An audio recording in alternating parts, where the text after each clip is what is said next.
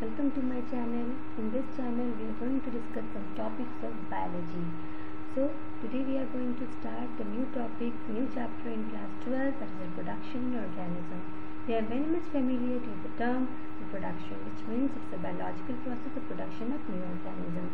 It's a very essential life process to maintain the continuity of the life. Okay. Now come to the topic. Now, all the living organisms have a specific lifespan, that is the time period from birth to death, and it has major 5 steps. Okay, like birth, juvenile period, then reproductive phase, which this phase we are going to discuss more in this chapter, and then aging, the process of getting old, aging in case of animals, and immune system senescence in case of plants, and ultimately death. Now see, before an individual attains its reproductive phase, it has to grow, after birth grow, then maturity, right? And this is what juvenile period, and this period is also known as vegetative period. Now let's see some lifespan of certain organisms. Like one insect, mayfly, its lifespan is only 1 day, that is 24 hours. Then tortoise and parrot, they have some longest lifespan of 200 years or 140 years respectively. And plants, they are the longest, they are having their lifespan like longest lifespan of 1000 years, no more than that. Now see, as we know, there are 2 types of reproduction, asexual reproduction and sexual reproduction. In asexual reproduction, involvement of single parents. Since there is involvement of single parents, there is no fusion of gametes, whereas in case of sexual reproduction, involvement of 2 parents of opposite sex, here formation of gametes as well as fusion of gametes taking place. And then what happened here, mainly the division, that is the mitotic cell division taking place. But in case of sexual reproduction, during the gamete formation, meiosis, and after fusion or zygote formation, mitosis goes on. Now see here, from a single parent, the daughter cells that are produced, okay, single parents, the daughter cells they are produced, they are actually of same genetical and morphological. That means they are, since there is no genetic combination is there, since they are having same belong to single parents, they are genetically and morphologically similar, and for them the term which is being used is clone.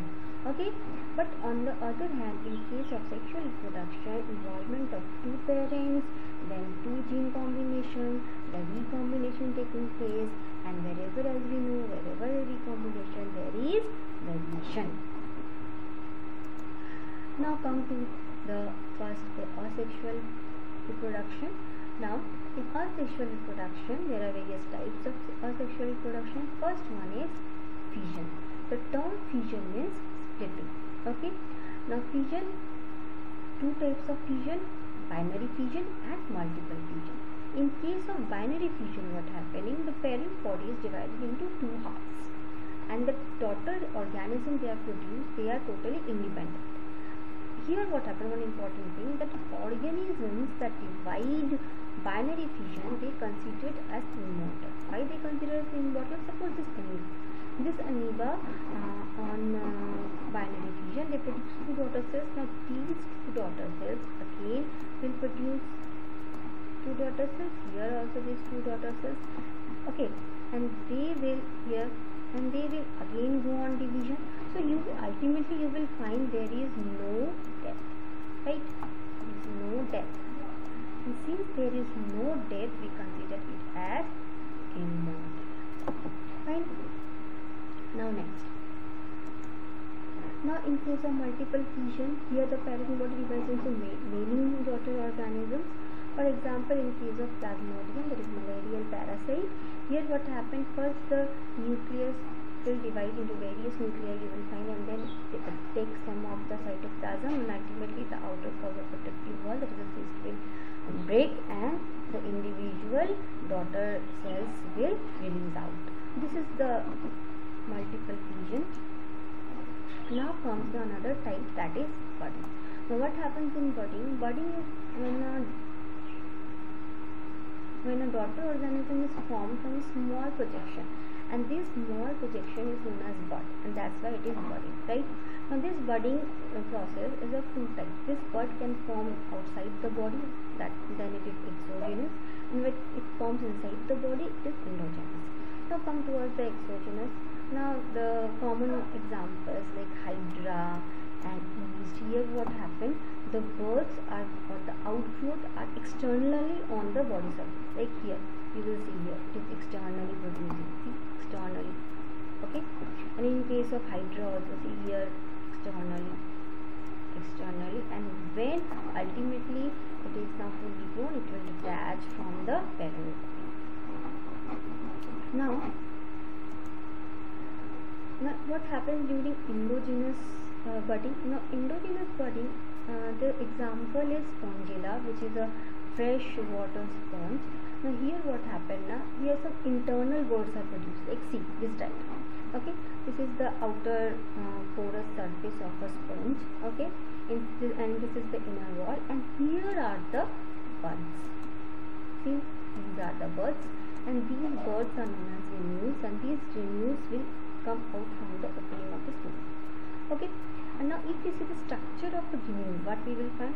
First of all, there is the inner mass. Okay, this inner mass contains certain cells. They are known as archocytes, and these cells are responsible for the body parts of the sponges. Okay, and this inner membrane or inner mass is surrounded by gelatinous covering, which forms the outer membrane. And here what happens? Some spicules are formed. These are the spicules. These spicules are giving protection. The main function is protection. And here you found this micropyle. Now what is the main function of this micropyle? What happened? Now when these granules come out, with the help of this micropyle, they attach with the substratum and they glue.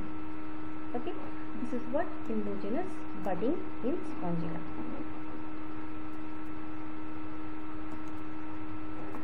Now next comes the spore formation. Now spore formation, generally we found two types of spores. Okay, one is zoospores, another is conidia. Now zoospores is very common. It is a motile reproductive structure which is found in Chlamydomonas. They are Chlamydomonas. They are zoospores. They are motile sexual reproductive parts. And then conidia, which is found in some fungi, and they are the non-motile exogenous produced structures which abstract out at the tip of the special hyphae called conidiophores. Right? Now next comes the fragmentation. Okay, now fragmentation is another type of reproduction, asexual reproduction, which is found in Spirogyra. Now here what happened? Here is the parent body. Now this parent body will break into various pieces. Okay, and each piece will develop into the whole organism. Okay, each piece will develop into the whole organism. Now in case of degeneration, what happens during degeneration? It is the ability of simple organism to regrow its lost part, like planaria. Now here what happened? This is one parent body, parent planaria, and if this is its parts, and each part will develop into a new daughter planaria. This is what fragmentation and regeneration. Now last one here, that is plasmotomy. So this type of asexual reproduction is found in the multinucleate protozoan cell. Yes, example Phallina or Pleomyxa. What happened in them? Now what happened here? See, the cell divided into two or more multinucleated daughter cells without occurrence of meiosis. See here, suppose this is one Phallina. Now first of all, what happened? The cytokinesis will occur. The cell will divide into two. See, cytokinesis. But the number of nuclei inside it may differ, may similar or may differ. Now after this cytokinesis, inside now the nuclei will go on karyokinesis. And finally each daughter cell will have 14 nuclei each. Okay, so this is what plasmotomy taking place in Phallina. Thank you everyone. Stay tuned for my upcoming video.